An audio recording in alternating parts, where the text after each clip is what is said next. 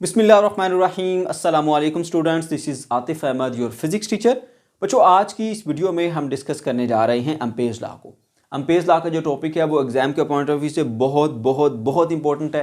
ये as a long paper में आता है, तो इसको आपने बहुत अच्छे तरीके से अंडरस्टैंड करना है। मैं कोशिश करूंगा कि आपको ये बिल्कुल आसान तरीके से समझाऊं ताकि ईजिली आप इसको अंडरस्टैंड भी कर सकें, इसका कंसेप्ट भी ले सकें और इसको आसानी से पेपर में लिख भी सकें।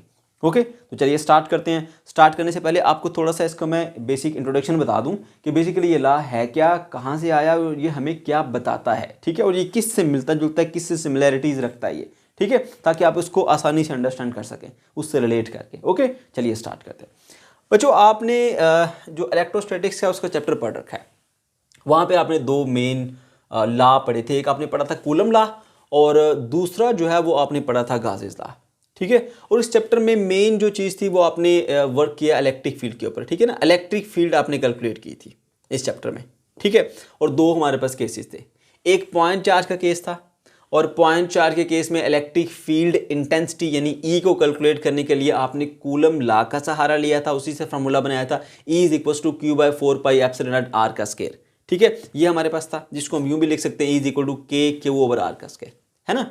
लेकिन जब आपके पास सिचुएशन थोड़ी सी डिफरेंट होती है, यानी जो चार्ज कॉन्फ़िगरेशन है थोड़ी सी चेंज हो जाती है, ठीक है, तो फिर आप क्या करते थे, फिर आप इसको अप्लाई नहीं करते, क्योंकि ये सिर्फ वैलिड था एक पॉइंट चार्ज को, पॉइंट चार्ज की वजह से इलेक्ट्रिक फील्ड इंटेंसिटी को कैलकुलेट करने के लिए, है ना। फिर आपके पास जब थोड़ी सी कॉन्फ़िगरेशन डिफरेंट होती थी, लाइक आपके पास इनफाइनाइट शीट ऑफ चार्ज आ जाती है, आपके पास एक स्फीयर जिस पे यूनिफॉर्मली पॉजिटिव चार्ज को डिस्ट्रीब्यूट किया हुआ है, आपको कैपेसिटर की दो प्लेट्स के दरम्यान में इलेक्ट्रिक फील्ड इंटेंसिटी कैलकुलेट करनी पड़ जाती है, या कोई और कॉम्प्लेक्स सिचुएशन आ जाती है, तो वहाँ पर इलेक्ट्रिक फील्ड इंटेंसिटी कैलकुलेट करने के लिए ये फार्मूला आपका वैलिड नहीं होता, फिर आपको कोई और चाहिए फार्मूला। तो फिर गाजेस लॉ ने एक फार्मूला दिया था, उसके थ्रू आप इलेक्ट्रिक फील्ड इंटेंसिटी को कैलकुलेट करते थे। ठीक है, उम्मीद है आपको ये सारे पॉइंट्स याद होंगे, मैंने इसलिए रिवाइज करा दिया आपको, सही है ना। तो वहाँ पे आपने फिर एक अलग सिचुएशन के अंदर, यानी कोई भी कॉम्प्लेक्स सिचुएशन है, तो आपने गाजेस लॉ को इस्तेमाल करते हुए वहाँ पर जो इलेक्ट्रिक फील्ड इंटेंसिटी है उसको कैलकुलेट किया था। अब बिल्कुल इसी तरह से ना, अब जो हमारा ये चैप्टर है ये इलेक्ट्रोमैग्नेटिज्म का है। इसके अंदर हमने जो मेन वर्क करना है ना, वो हमने इलेक्ट्रिक फील्ड को कैलकुलेट करने के लिए नहीं करना, अब हमने काम करना है जी मैग्नेटिक फील्ड को कैलकुलेट करने के लिए। जहां इलेक्ट्रिक फील्ड के लिए काम करते थे ना, अब हम मैग्नेटिक फील्ड के लिए काम करेंगे।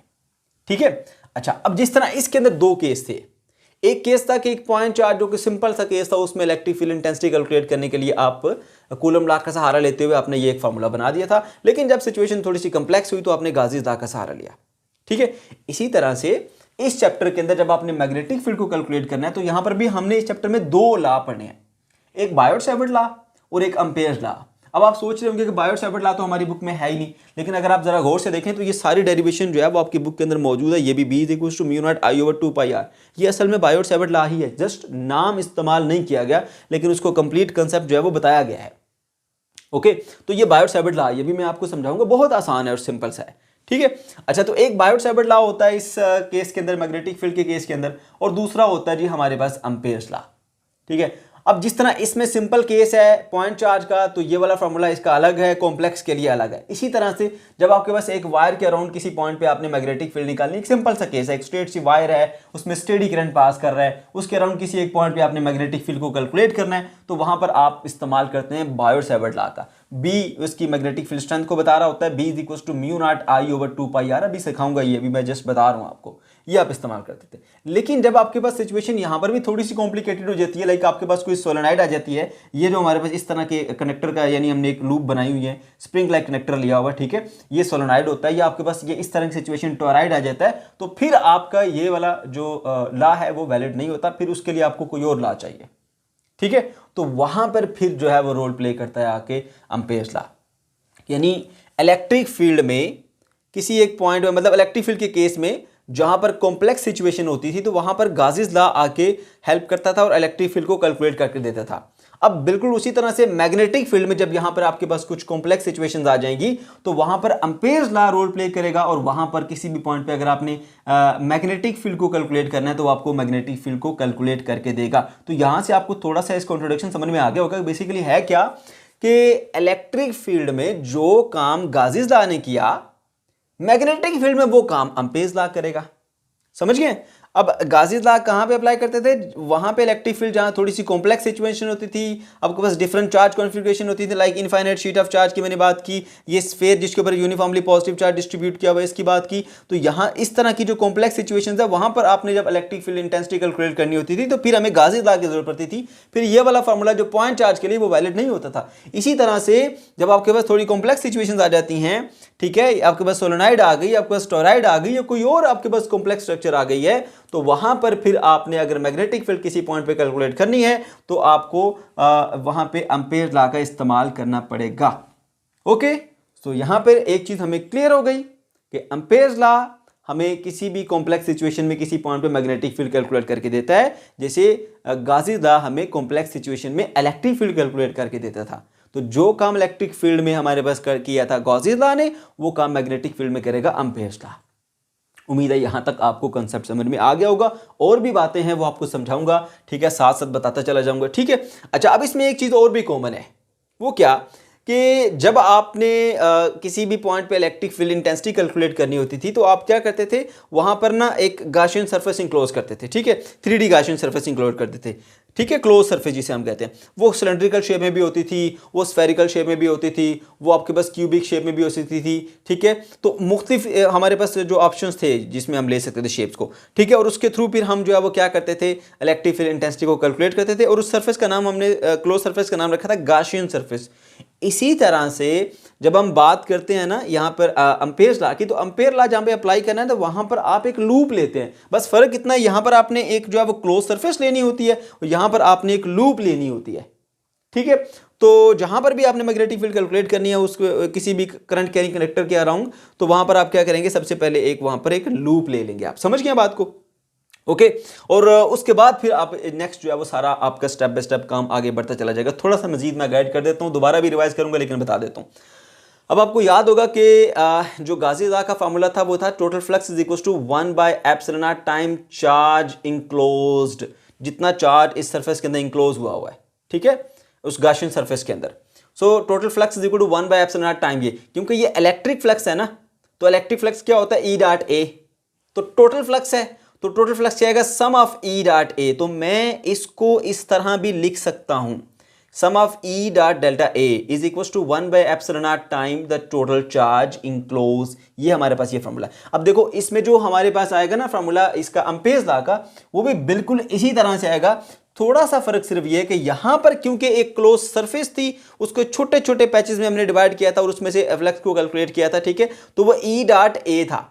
अब यहां पर हमारे पास लूप है, इस लूप की कुछ लेंथ है, उस लेंथ को छोटे छोटे पैचेस में डिवाइड करेंगे और यहां पर आपने लेंथ की और मैग्नेटिक फील्ड की प्रोडक्ट निकालनी है। यहां पर क्या था, इलेक्ट्रिक फील्ड ओवर जो एरिया था उसकी प्रोडक्ट निकाली, ठीक है, और उनका सम जो था वो हमारे पास था 1/ε0 time the total charge enclose. और यहां पर एम्पेयर लॉ में आपने क्या करना है, क्योंकि वहां पर सरफेस थी और यहां पे लूप है, लूप की लेंथ होती है, तो लेंथ को छोटे छोटे पैचेस में अपने ब्रेक कर देना है। और एक ये देख सकते हैं ये पैच डेल्टा एल जो है उसका एक पैच है, ठीक है। अब आपने मैग्नेटिक फील्ड की और उस लेंथ की प्रोडक्ट लेनी है, ठीक है, इसको, और उसके बाद जितनी भी आपका टोटल बनती है सबका सम कर लेना। जैसे यहां पर करते थे, आपको याद होगा, ये हमारे पास एक ये एरिया था, यहां पर हमने फ्लक्स कैलकुलेट करते थे, फिर इस पॉइंट का फ्लक्स कैलकुलेट करते थे, फिर इस सरफेस का फ्लक्स कैलकुलेट करते थे, फिर टोटल फ्लक्स निकालते थे, और टोटल फ्लक्स को हम करते थे 1/ε0 टाइम क्यू के इक्वल। इसी तरह से हम क्या करेंगे, अब यहां पर सिर्फ यह है कि एरिया को हम इलेक्ट्रिक फील्ड से मल्टीप्लाई करेंगे और यहां पर क्या करेंगे, लेंथ एलिमेंट को मैग्नेटिक फील्ड से मल्टीप्लाई करेंगे। दोनों में सिमिलैरिटीज काफी ज्यादा है, ठीक है। तो यहां पर ये E.ΔA का सम है और 1/ε0 टाइम टोटल चार्ज इंक्लोज के इक्वल है, और यहां पर ये B.ΔL है। इलेक्ट्रिक फील्ड की जगह यहां मैग्नेटिक फील्ड आ गई और एरिया की जगह यहां पर क्या आ गई, ये हमारे पास लेंथ एलिमेंट आ गया। लेंथ एलिमेंट कहते हैं मतलब ये पूरी लेंथ है ना, इसको छोटा सा टुकड़ा लेंथ एलिमेंट, ठीक है, इन दोनों की प्रोडक्ट आ गई, ठीक है। यहां पर जो कांस्टेंट था वो 1/ε0 था, यहां पर जो कांस्टेंट है वो μ0 है। मैं भी समझाऊंगा μ0 क्या होता है। यहां पर हम चार्ज की बात करते थे, तो क्योंकि यहां पर करंट है तो यहां पर I की बात कर लेंगे। यहां पर चार्ज इंक्लोज होता था लूप के अंदर और यहां पर करंट इंक्लोज होगा लूप के अंदर, तो काफी ज्यादा इनके अंदर आपस में सिमिलैरिटीज पाई जाएंगी। सही है। तो मैं फिर से बता दूं आपको, जब आपने यहां पे फ्लक्स कैलकुलेट करना होता था तो आप इस सारी गॉसियन सरफेस में अलग अलग टोटल फ्लक्स निकालते थे, 1/ε0 टाइम क्यू करते थे। यहां पर इसी तरह से आपने जहां भी कहीं पे एम्पेयर्स लॉ को अप्लाई करना है तो आपने वहां पर एक एम्पेरियन लूप ले लेनी है, छोटे छोटे पीसेस में ब्रेक करके, तो मैग्नेटिक फील्ड बी की उस लेंथ के साथ प्रोडक्ट लेके टोटल आपने ये क्वांटिटी निकाल लेनी बी डॉट डी एल। एक बात याद रहे, ये जो ई डॉट डेल्टा ए है ना, ये इलेक्ट्रिक फ्लक्स है, ये फ्लक्स नहीं है, इसको कोई फ्लक्स ना समझ ले, ठीक है, क्योंकि फ्लक्स कहते हैं मैग्नेटिक फील्ड लाइंस जो किसी एरिया में से पास करें। अब ये लेंथ है, ये एरिया नहीं है, तो इस क्वांटिटी का कोई नाम नहीं, इसको हम ऐसे ही कहते हैं product of magnetic field and length element, ठीक है, इसकी प्रोडक्ट कहते हैं। ओके जी, यहां तक मैंने आपको काफी ज्यादा चीजें बता दी हैं, अब हम आगे बढ़ते हैं नेक्स्ट पॉइंट्स की तरफ। ओके, यहां से आपको आइडिया होगा कि इसके अंदर जो है वो इलेक्ट्रोस्टैटिक्स और जो इलेक्ट्रोमैग्नेटिज्म है, इनका आपस में काफी ज्यादा सिमिलरिटीज है, और स्पेशली जो गासेस लॉ और हमारे पास जो दूसरा एम्पेयर्स लॉ, इनकी भी काफी ज्यादा चीजें जो है वो आपस में मैच करती हैं। अच्छा, अब जब इसकी आप डेरिवेशन करेंगे ना, इसकी एम्पेयर्स लॉ की, तो उसमें सबसे पहले आपको पता होना चाहिए बायोट-सैवर्ट लॉ का, क्योंकि वो इस्तेमाल होगा उसकी डेरिवेशन। ये देखें, इसकी डेरिवेशन मैंने यहाँ पर इस्तेमाल होता है, ये मैंने इस्तेमाल किया हुआ, ये बायोट-सैवर्ट लॉ, बी की वैल्यू इसमें पुट की हुई है। तो अगर आपको पता ही नहीं होगा बी क्या है, बी की वैल्यू क्या है, किस तरह से आई, तो फिर तो आप इसको नहीं समझ पाएंगे। इसलिए बायोट-सैवर्ट लॉ को पहले आप समझ लीजिए, ठीक है।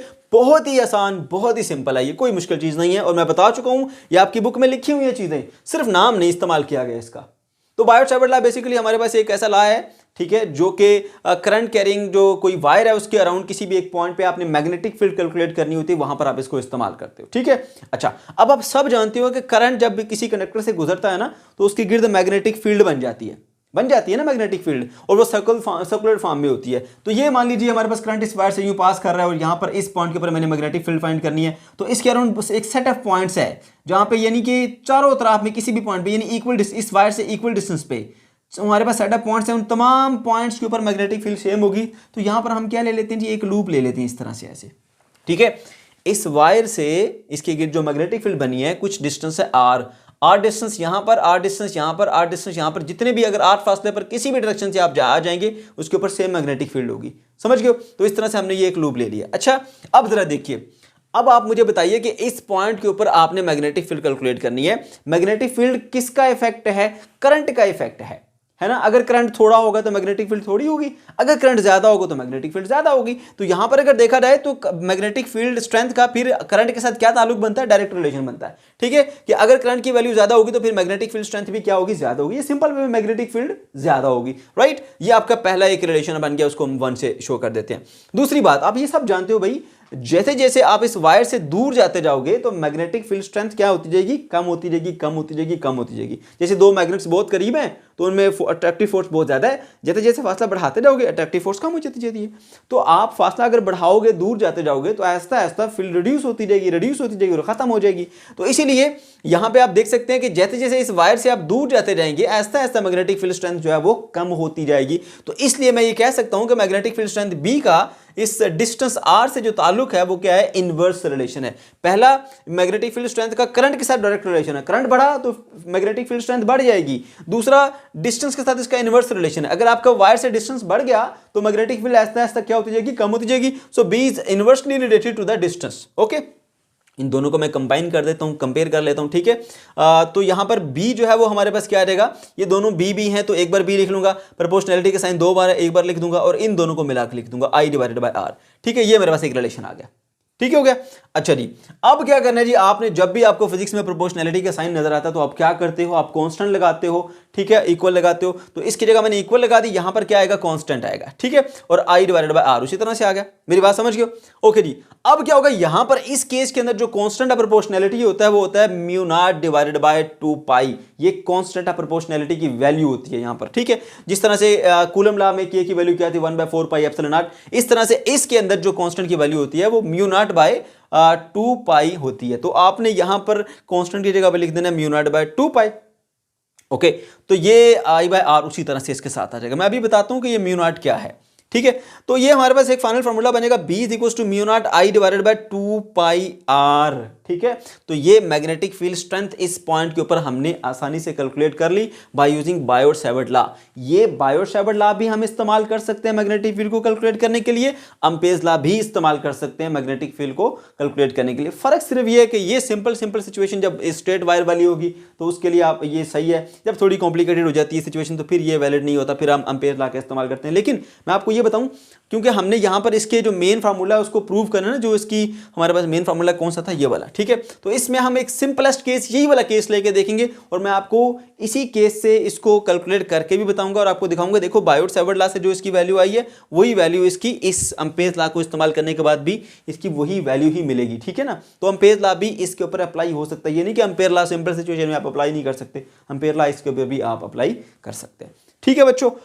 ओके जी, अब मैं आपको कुछ इसकी डिटेल बता देता हूं कि ये म्यू नॉट क्या है। ये जो म्यू होता है ना, म्यू कहते हैं परमेबिलिटी। परमेबिलिटी का मतलब है कि कोई भी मटेरियल फील्ड को कितना अलाउ करता है कि वो उसमें से पास कर जाए, ठीक है। जितनी एक मटेरियल की परमेबिलिटी हाई होगी उतना ज्यादा वो फील्ड को अलाउ करेगा कि उसमें से पास करे, जितनी उसकी परमेबिलिटी लो होगी उतना वो कम अलाउ करेगा एक मटेरियल को, एक फील्ड को, कि वो उसमें से पास करके जा सके। ओके, फिर मैंने यहां पर ये यूज किया साथ छोटा सा नॉट। ये जो म्यू नॉट है ना, ये permeability of the free space होती है, ठीक है। फ्री स्पेस कितना अलाउ करती है एक फील्ड को कि वो उसमें से पास कर जाए, बात समझ गए। सो mu not is permeability of the free space और इसकी एक फिक्स वैल्यू, कांस्टेंट वैल्यू होती है और वो कितनी होती है 4 pi into 10⁻⁻7 weber per ampere per metre. Okay, तो ये वैल्यू होती है हमारे पास म्यू नॉट की, ठीक है। मैं बता चुका हूं म्यू क्या होती है, परमेबिलिटी, कोई मटेरियल कितना अलाउ करता है फील्ड को कि उसमें से पास कर जाए। म्यू नॉट क्या है, वो फ्री स्पेस की परमेबिलिटी है। फ्री स्पेस कितना अलाउ करती है कि कोई भी जो उसमें से फील्ड है वो कितना पास करके जा सकती है, समझ गए। अच्छा जी, ओके, तो ये आपको समझ में आ गया। अब थोड़ी सी इसकी डेफिनेशन भी देख लीजिए। परमेबिलिटी को हम म्यू से शो करते हैं। ये क्या चीज होती है, the ability of a material to allow the magnetic field to pass through it. अब क्योंकि यहां पे हम मैग्नेटिक फील्ड के मतलब बात कर रहे हैं ना, ठीक है। तो यहां पर देखिए, जैसे ये वायर है, इसके अराउंड कोई मीडियम होगा, कोई एयर हो सकती है, वैक्यूम हो सकता है, उस वैक्यूम से ये फील्ड पास करके यूं आ रही है ना, तो उसकी कुछ ना कुछ जो है वो परमेबिलिटी होगी। अब अगर फ्री स्पेस है तो परमेबिलिटी उसकी म्यू नॉट होगी, अगर वो एयर है तो एयर की परमेबिलिटी आएगी, अगर वो वाटर है तो वाटर की परमेबिलिटी आएगी, या कोई और मटेरियल है तो उसकी फिर परमेबिलिटी उसी के मुताबिक आएगी, ठीक है। तो परमेबिलिटी क्या आ गया, कोई भी मटेरियल कितना अलाउ करता है कि वो उसमें से मैग्नेटिक फील्ड पास करके जाए। लाइक इसमें से यहां पर वैक्यूम है इस वायर के अराउंड, तो वो वैक्यूम कितना अलाउ कर रहा है कि उसमें से वो मैग्नेटिक फील्ड जो है वो पास करके आगे जा सके। ओके हो गया। चले जी, अब बात आती है जी रिलेटिव परमेबिलिटी क्या होती है। इसको एप्सिलॉन इसको हम जो करते हैं शो, इसको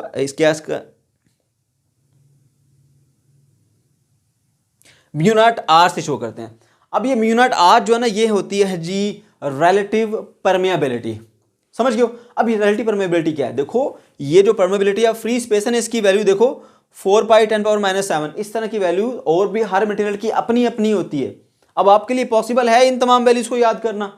आपको मैं 10 वैल्यूज कह दूं, 10 मटेरियल है हमारे पास डिफरेंट, वाटर में से, ऑयल में से, एयर में से, कुछ और वुड में से, या कुछ और मटेरियल ले लें, उसमें से निकालिए जी क्या कितनी कितनी उसकी परमेबिलिटी है, कल याद रखिए। आप याद रख सकते हैं, पॉसिबल नहीं है आपके लिए याद रखना, क्योंकि ये वैल्यूज इस तरह की आप 2 याद रख सकते हैं, ज़्यादा से ज़्यादा 3 याद रख लेंगे आप। लेकिन अगर 10-15 मटेरियल की आपको याद रखनी पड़ जाए, इससे ज़्यादा याद रखनी पड़ जाए, तो आपके लिए पॉसिबल नहीं है।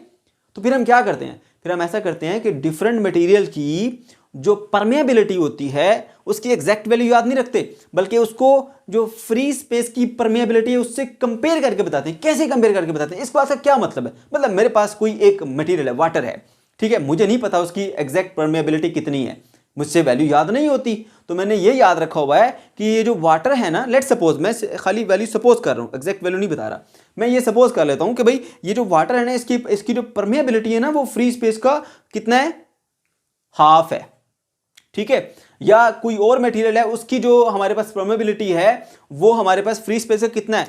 इसी तरह से मुख्तलिफ जो मटेरियल है मेरे पास, ठीक है, उनकी मुख्तलिफ परमेबिलिटी हो सकती है, मैं सबकी वैल्यू याद नहीं रख सकता। हम मुझे ये याद हो सकता है कि ये हमारे पास फ्री स्पेस के मुकाबले में कितने गुना है, ठीक है, 1/2 है, 1/3 टाइम है, 1/4 टाइम है, 1/5 टाइम है। तो इस तरह से मैं आसानी से याद रख सकता हूँ और उनकी वैल्यूज को इस तरह से मैं कैलकुलेट भी कर सकता हूँ। ओके, तो चलिए आगे बढ़ते हैं। तो बच्चों यहां तक हमने जो है वो बायोट-सैवर्ट लॉ को डिस्कस कर लिया और उसकी हेल्प से हमने एक पॉइंट पे मैग्नेटिक फील्ड स्ट्रेंथ को कैलकुलेट करके भी देख लिया, वो ये आया, ठीक है। अब हम बढ़ते हैं जी एम्पेयर्स लॉ की तरफ, ठीक है। अम्पेयर्स लॉ मैं आपको बता चुका हूँ पहले भी कि बेसिकली हम इसको क्यों इस्तेमाल करते हैं, किसी भी एक पॉइंट के ऊपर मैग्नेटिक फील्ड को आपने कैलकुलेट करना है। मैग्नेटिक फील्ड स्ट्रेंथ यानी बी की वैल्यू को आपने क्या करना है, कैलकुलेट करना है। ओके हो गया। अच्छा जी, तो हम कैसे कैलकुलेट करते हैं? सबसे पहले जैसे गाउसी लॉ में हम क्या करते थे, एक हम 3D क्लोज गॉसियन सरफेस लेते थे, ठीक है। तो इसी तरह से हम एक करंट कैरिंग कंडक्टर ले लेते हैं। सिंपल केस ही लेते हैं क्योंकि हमारा अभी स्टार्टिंग है, तो वही केस लेते हैं जो कि हमने यहाँ पर लिया था। एक वायर है, उस वायर में से करंट जो है वो अपवर्ड ऐसे पास करता हुआ जा रहा है, ठीक है। तो इसके अराउंड मैग्नेटिक फील्ड बन जाएगी, और मैग्नेटिक फील्ड की डायरेक्शन कैसी होगी, राइट हैंड रूल के मुताबिक अगर करंट अपवर्ड जा रहा है तो मैग्नेटिक फील्ड इस तरह से इस डायरेक्शन में होगी, ऐसे ये इस तरह से, समझ गए इस तरह। तो ये इस तरह से मैग्नेटिक फील्ड जा रही है एंटी क्लॉकवाइज, और करंट जो है वो ऐसे ऊपर को जा रहा है। मेरी बात समझ गए? अच्छा, अब इसके अलावा किसी एक पॉइंट पे आपने मैग्नेटिक फील्ड कैलकुलेट करनी है, तो क्या करेंगे, वहां पर आप एम्पेरियन लूप लेंगे। जैसे गॉसियन सरफेस लेते थे, ऐसे एम्पेरियन लूप लेंगे। तो ये हमने एक एम्पेरियन लूप ले ली ऐसे, ठीक है, एम्पेरियन लूप ले ली। अब गाउसी लॉ में आप क्या करते थे, गाउसी लॉ में आप ऐसा करते थे कि जो भी आपने एक जो 3D गॉसियन सरफेस ली है ना, उसकी तमाम साइडों में से अलग अलग फ्लक्स कैलकुलेट करके टोटल करते थे, है ना, यानी E और A की डॉट प्रोडक्ट लेते थे। अब यहां पर आप ऐसा करेंगे कि इस लूप को ना छोटे छोटे पैचेस में ब्रेक करेंगे, ठीक है, और इसके अंदर जो है वो आपने B और उस लेंथ एलिमेंट डेल्टा L की प्रोडक्ट लेनी है, ठीक है, और फिर उन सबका क्या करना है, सम करना है। यही आपने जो है सारा काम यहाँ पे परफॉर्म करना है। और इसकी डेफिनेशन की अगर हम बात करें ना बच्चों, इसकी कोई प्रॉपर स्टेटमेंट है ही नहीं। ये बेसिकली जो इसकी मैथमेटिकल फॉर्म लिखी है ना, इसको डिस्क्राइब किया गया, इस मैथमेटिकल फॉर्म को यहाँ पे लिखा गया। मैं आपको पढ़ के बताता हूँ, आपको क्लियर हो जाएगा। देखो ये क्या है, समेशन का साइन है, सम ऑफ प्रोडक्ट, किसकी प्रोडक्ट, मैग्नेटिक फील्ड बी और लेंथ एलिमेंट डेल्टा एल, ठीक है। तो ये मैग्नेटिक फील्ड बी और डेल्टा एल की जो प्रोडक्ट उसका सम है, किसके इक्वल है जी, mu naught time the current, mu naught time current के इक्वल है ये, समझ गए? तो ये देखो इसकी स्टेटमेंट में वो क्या बताता है, सम ऑफ ये सम आ गया, product of the magnetic field and length of an element, product of magnetic field and length of an element, ठीक है, of a loop is equals to mu naught times the total current enclose, equals to mu naught time the total current enclose. तो मैंने क्या बताया आपको, कोई proper इसकी statement है ही नहीं। ये तो जस्ट ये जो मैथमेटिकल फॉर्म आई है, इस मैथमेटिकल फॉर्म को डिस्क्राइब करके यहां लिखा हुआ है, समझ गए?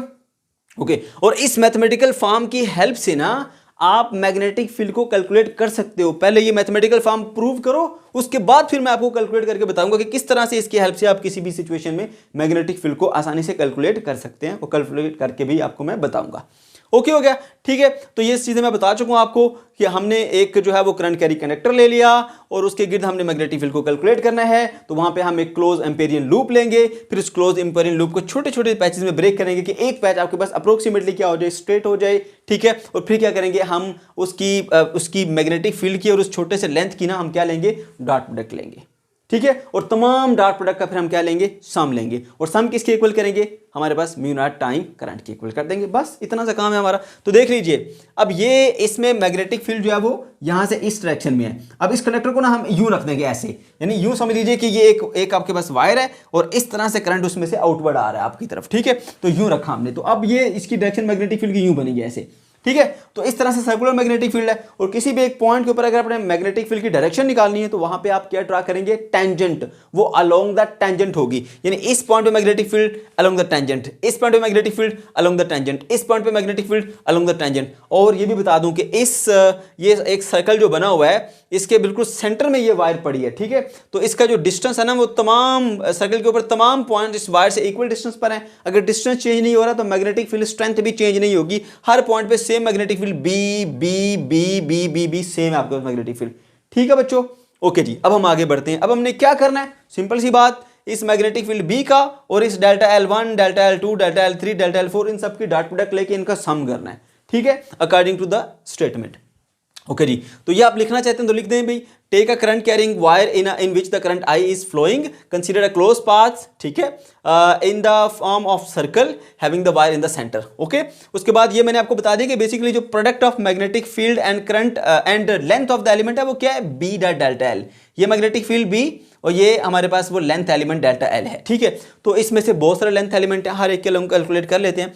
पहले इसके यहाँ पर इसकी जो है वो प्रोडक्ट लेते हैं। मैग्नेटिक फील्ड बी है और लेंथ क्या है जी, डेल्टा L1, तो बी डॉट डेल्टा L1। फिर दूसरा क्या है जी, ये दूसरी लेंथ डेल्टा L2 है, ठीक है, और मैग्नेटिक फील्ड क्या है हमारे पास, बी है, तो बी डॉट डेल्टा L2।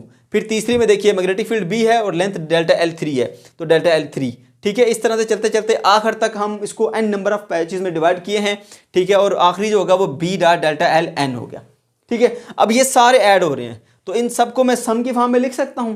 ये क्या लिखा हुआ B dot delta L 1, delta L 2, delta L 3, तो मैं यहां पे लिख दूंगा B dot delta L N, लिखना चाहें एल एन भी लिख सकते हैं, वरना डेल्टा एल भी लिख दें तो ठीक है, ठीक है। तो ये इन सब का सम जो है मैं यूं लिख सकता हूं, sum of B dot delta L, इन तमाम का जो है वो क्या है हमारे पास, ये सम है। ओके हो गया। अच्छा अब जरा गौर से देखो, क्योंकि यहां पर जो है वो मैग्नेटिक फील्ड, ये देखो ये जो हमारे पास ये पैच है छोटा सा, ये भी स्ट्रेट है, और जो ये मैग्नेटिक फील्ड है वो भी इसी अलोंग द टेंजेंट है, तो ये अप्रोक्सीमेटली दोनों के दोनों क्या आ रहे हैं, पैरेलल आ रहे हैं। यहां पे देखिए ये patch of length delta L और ये मैग्नेटिक फील्ड दोनों एक तरह से पैरेलल आपको ये दिख रहे होंगे, सही है। तो इनके दरमियान जो एंगल है वो अप्रोक्सीमेटली कितना हमारे पास, 0 है, ठीक है। एंगल कितना आ रहा है हमारे पास, ये 0 एंगल आ रहा है। ओके, तो कास जो है वो 0 डिग्री पे क्या होता है, वो 1 होता है। सबसे पहले इनके फार्मूले ओपन करो, ए डॉट बी हमारे पास इक्वल होता है ए बी कॉस थीटा इस फार्मूले के मुताबिक, तो बी डॉट डेल्टा एल क्या होगा, B delta L cos theta, B delta L 2 cos theta, B delta L 3 cos theta, B delta N cos theta. यहां पर भी लिखना था मैंने, चले मैं बाय मिस्टेक भूल गया, आप लिख लीजिएगा यहां पर कॉस ऑफ थीटा। ओके, अच्छा उसके बाद क्या, cos थीटा की वैल्यू जो है वो यहाँ पर 1 होती, तो यहाँ पर cos थीटा ये भी 1 हो जाएगा, ये cos थीटा भी 1 हो जाएगा, ये cos थीटा भी 1, ये सारे cos थीटा क्या हो जाएंगे, 1 हो जाएंगे, राइट। तो फिर क्या आ जाएगा, B delta L 1 plus B delta L 2 plus B delta L 3 plus B delta N, आखिर तक वो सारा किसके इक्वल है, sum of B dot delta L के इक्वल आ जाएगा, ठीक है। अब जरा देखिए इन सब में ना एक चीज कॉमन है, वो क्या है, वो बी कॉमन है, बी कॉमन ले लेता हूँ, ये क्या बचेगा, delta L 1 plus delta L 2 plus delta L 3 plus delta L 4 plus delta L N तक चलेगा। तो ये सारे जो हैं, ये देखो ये सारे जो पैचेस हैं, ठीक है, एन नंबर ऑफ पैचेस, अगर इन तमाम पैचेस को सम करूंगा तो एक कितना होगा, ये लेंथ एल होगी और वो लेंथ कितनी होगी, सर्कल के सर्कमफेरेंस के बराबर। सर्कमफेरेंस क्या होता है, ये जो सर्कल की लेंथ है ना, ये सर्कमफेरेंस होती है। तो अगर मैं इन तमाम पैचेस को सम कर दूंगा तो याद रहे ये किसके इक्वल बन जाएगा, सर्कमफेरेंस के इक्वल बन जाएगा, राइट। ओके जी, तो ये मैं पहले इसको ना सम की फॉर्म में लिख देता हूं, ये डेल्टा एल 1 एल 2 एल 3 इन सबको ना सम की फॉर्म में लिख दिए, सम ऑफ डेल्टा एल एन। तो ये स्टार्ट कहाँ से होता है, आई इज इक्वल टू 1 से, और एंड कहाँ तक होता है, एन पर होता है। तो 1 से लेकर एन तक ये हमारे पास पैचेस हैं, इन सब का सम किसके इक्वल आ जाएगा, sum of B dot delta L, उसी तरह से ये लिखा हुआ है। फिर देखो जरा ये तमाम पैचेस का सम किसके इक्वल है, मैंने यहाँ पर लिखा है, ये लिखा है तमाम पैचेस का सम जो है वो हमारे पास सर्कमफेरेंस के इक्वल है, और सर्कमफेरेंस का फॉर्मूला क्या होता है, 2 पाई आर। सर्कमफेरेंस को हम 2 पाई आर से भी शो कर सकते हैं। ये तमाम पैचेस का सम सर्कमफेरेंस के इक्वल है और सर्कमफेरेंस 2 पाई आर के इक्वल होती है, ठीक है। तो यहां पर मैं इसकी जगह पर लिख सकता हूं 2 पाई आर, ठीक है। और दूसरी चेंजिंग मैंने यहां पर ये बी की वैल्यू पुट की, बी क्या है हमारे पास, बी मैग्नेटिक फील्ड स्ट्रेंथ है, और वो हमने यहां पर ना यहां से वैल्यू पुट की है, देखो ये b की वैल्यू हम बायोट सेवर्ट लॉ से b is equal to mu naught I divided by 2 pi r, मैं यहाँ पर इसकी जगह b की जगह पुट कर दूंगा mu naught I divided by 2 pi r, ये मैंने रेफरेंस भी दिया यहाँ पर, b is equal to mu naught time I divided by 2 pi r, ये वैल्यू यहाँ पर पुट करूंगा, ठीक है। ये सर्कमफेरेंस है 2 पाई r यहाँ पर आ जाएगा, साथ में सम ऑफ b डॉट l उसी तरह से रहेगा। अब ये 2 पाई r इस 2 पाई r से कट जाएगा, तो क्या बचा यहाँ पर म्यू नॉट आई, और ये किसके इक्वल है, sum of b dot l। तो यही तो हमने प्रूव करना था, यही तो हमारी मेन स्टेटमेंट थी। ये देखो मैंने क्या बताया था कि sum of B dot delta L is equal to mu naught time total current enclose, ठीक है। तो ये बी डॉट डेल्टा एल का सम जो है वो हमारे पास म्यू नॉट आई के इक्वल जो है वो प्रूव हो चुका है। अब आप क्या करो, इसको उस तरफ लिख लो, उसको इस तरफ लिख लो, जाके उसी तरह की फॉर्म आपको मिल जाए। ये आपने यहां पर इस एम्पेयर्स लॉ को मैथमेटिकली प्रूव कर लिया, ओके, प्रूव कर लिया। अब सवाल ये पैदा होता है, प्रूव तो हमने इस लॉ को कर लिया, मगर हमने ये कहा था कि एम्पेयर्स लॉ का इस्तेमाल करते हुए हम मैग्नेटिक फील्ड स्ट्रेंथ को कैलकुलेट करते हैं, तो ये कैसे हम इसकी हेल्प से कैलकुलेट करेंगे, तो जरा वो देखिए। अब देखो मेरी बात गौर से सुनो, ये लिखा हुआ है sum of B dot delta L is equal to mu naught I, ठीक है ना। मैं यहाँ पे कहीं रफ पे यहाँ करके दिखाता हूँ, चले यहाँ कर लेता हूँ मैं, देखो जरा गौर से, ये जो लिखा हुआ है ना, ये बी को मैं क्या कर देता हूँ, बाहर निकाल देता हूँ, बी को मैं बाहर निकाल देता हूँ, तो मेरे पास आ जाएगा सम ऑफ डेल्टा एल आ जाएगा, ठीक है। ये बी को मैंने क्या निकाल दिया, बाहर निकाल दिया, सम ऑफ डेल्टा एल आ जाएगा। तो ये जो सम ऑफ डेल्टा एल है ना, ये डेल्टा एल क्या है, ये तमाम पैचेस है, इन तमाम पैचेस का सम फिर किसके इक्वल होगा, 2 पाई आर के इक्वल होगा। तो ये मेरे पास ऑटोमेटिकली बन जाएगा बी और मल्टीप्लाई क्या हो जाएगा जी, 2 पाई आर, ये देख लो, ये b इंटू 2 पाई आर और इज इक्वल टू क्या, म्यू नॉट आई, ठीक है ना। तो मैं क्या करूंगा, इस 2 पाई आर को ना, ये जो मैंने यहां पर इसकी जगह पे ये 2 पाई आर बना, ठीक है, तो आप समझ लीजिए कि ये b इधर ही रहेगा, ये सम ऑफ डेल्टा एल जो है वो 2 पाई आर बन जाएगा, वो 2 पाई आर इधर आके डिवाइड हो जाएगा, इधर क्या रह जाएगा, सिर्फ b रह जाएगा। So b is equal to mu naught time I divided by 2 pi R. अगर आप कहते हैं तो मैं दोबारा से यहाँ पे कर देता हूँ, मेरे पास स्पेस थोड़ी सी कम है, चले यहाँ पर कर देता हूँ मैं, ठीक है। ये था मेरे पास यहाँ पे कुछ इस तरह से कि B sum of delta L is equals to mu naught time I. ठीक है, तो ये सम ऑफ डेल्टा एल क्या बन जाता है मेरे पास 2 pi R. So B multiply by 2 pi R is equals to mu naught time I. हमें वैल्यू चाहिए बी की, तो 2 पाई आर जाके डिवाइड हो जाएगा। So mu naught I divided by 2 pi R. तो देख सकते हैं आपको मैग्नेटिक फील्ड स्ट्रेंथ की वैल्यू जो वो मिल चुकी है, जो आपने बायोट सेवरेट लॉ से यहाँ से कैलकुलेट करके लिखी थी, उसी तरह की वैल्यू जो है ना वो आपको यहाँ से भी मिल चुकी है। तो हमने इस लॉ को प्रूव भी कर लिया और हमने ये भी देख लिया कि इस लॉ को प्रूव करने के बाद अगर किसी पॉइंट पे हमने मैग्नेटिक फील्ड स्ट्रेंथ कैलकुलेट करनी है तो हम कैलकुलेट कैसे करेंगे। तो इस तरह से आप इसको कैलकुलेट भी कर सकते हैं। सेम केस था तो जाहिर बात है उनका रिजल्ट भी सेम है। यहाँ पर भी एक वायर थी जिसमें से स्ट्रेट वायर में से करंट पास कर रहा था और बाहर किसी एक पॉइंट पे हमने मैग्नेटिक फील्ड स्ट्रेंथ कैलकुलेट करनी थी। यहाँ पर भी हमारे पास स्ट्रेट कंडक्टर था और बाहर किसी एक पॉइंट के ऊपर हमने मैग्नेटिक फील्ड स्ट्रेंथ को कैलकुलेट करना था, इसलिए दोनों का रिजल्ट जो है वो सेम आया। तो बच्चों ये था हमारा आज का लेक्चर। अगर आपको लेक्चर अच्छा लगा है तो ज़रूर इसको लाइक कीजिएगा, अपने दोस्तों के साथ शेयर कीजिएगा, चैनल को सब्सक्राइब करना मत भूलिएगा। अल्लाह हाफिज़।